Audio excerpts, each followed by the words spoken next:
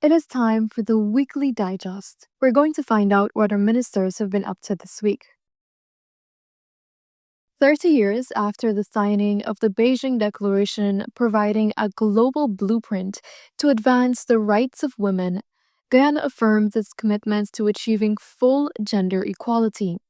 Minister of Human Services and Social Security Dr. Vindya Prasad praised Guyana's efforts to influence policy and action.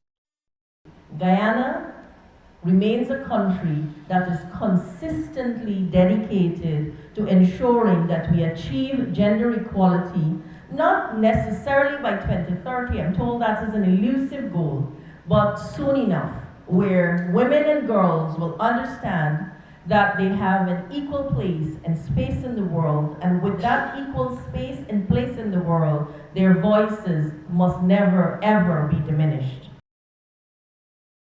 91 new firefighters have joined the Guyana Fire Service after completing 3 months of rigorous training at the Lenora Training Center, West Coast, Demerara. 19 of the recruits are women and 72 are men, bringing the total number of firefighting ranks countrywide to 1,029. Speaking at the graduation ceremony for batch number 1 of 2025 on Friday, Minister of Home Affairs Onich Walrun commended the new firefighters for their hard work and dedication. Today's ceremony represents months of rigorous training, sacrifice, I know, on your behalf and your family, and determination. It's the culmination of an intensive course that tested not only your physical endurance, but also your discipline, teamwork, and integrity. And you have met that challenge with distinction.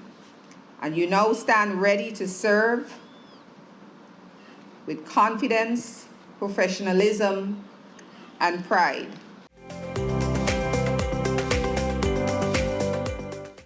Each year, dozens of lives are lost on Guyana's roads, lives that could have been saved if drivers would just slow down.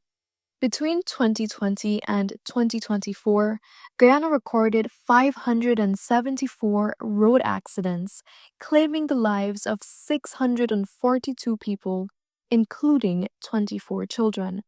As Guyana continues to grapple with these staggering figures, national stakeholders have come together once again, not just to reflect but to act with the official launch of the National Road Safety Month 2025. Held under the theme Careful Driving Saves Lives, the campaign reflects the government's strides to promote the safer usage of roadways in Guyana. So road safety is not just a transport issue. It is a public health issue, an economic issue, and above all, a human issue. It affects all of us. That is why, as a nation, we must continue to act with urgency, compassion, and shared responsibility to protect the lives on our roadways. The Customs Anti-Narcotic Unit CANU destroyed a total of 926.6 kilograms of illegal narcotics. The exercise was conducted at the former Ministry of Housing tarmac on Homestretch Avenue early Saturday morning. Minister of Home Affairs Onich Walrun and Permanent Secretary Andre Ali witnessed the incineration. Minister Walrun said the exercise sends a strong signal that Guyana is not the place that welcomes drug trafficking. What it does is sends a very strong signal to traffickers, because these most of the drugs are meant for transshipment. That Guyana is not the place to make this kind of investment. As we are going to say, when they see that this is hundreds of millions of dollars going up in smoke, literally, and so it sends that clear message that Guyana is very serious about our country being the transshipment point, and he will seize and destroy. In an effort to strengthen the quality of the visitor experience in Guyana, the Guyana Tourism Authority is conducting a special training in professional conduct with the Guyana Police Force. Any successful tourism destination identifies its key stakeholders, and ensures that those stakeholders understand the product they are a part of. And of course, you are a stakeholder in Guyana's tourism product. Each stakeholder must know their role, the role that they play in the success of the tourism experience. That is why this collaboration is so valuable to us. You, our law enforcement officers, are among the people that visitors encounter. The impression you make contributes directly to how Guyana is perceived. Guyana marks a major milestone in its clean energy journey with the official commissioning of the largest hybrid solar power plant in Onderneming along the Essequibo coast. The plant was commissioned on Saturday, November 1st, by Prime Minister Brigadier Retired Mark Phillips. You have a government that is pursuing an energy mix that will result in greater use of renewable energy.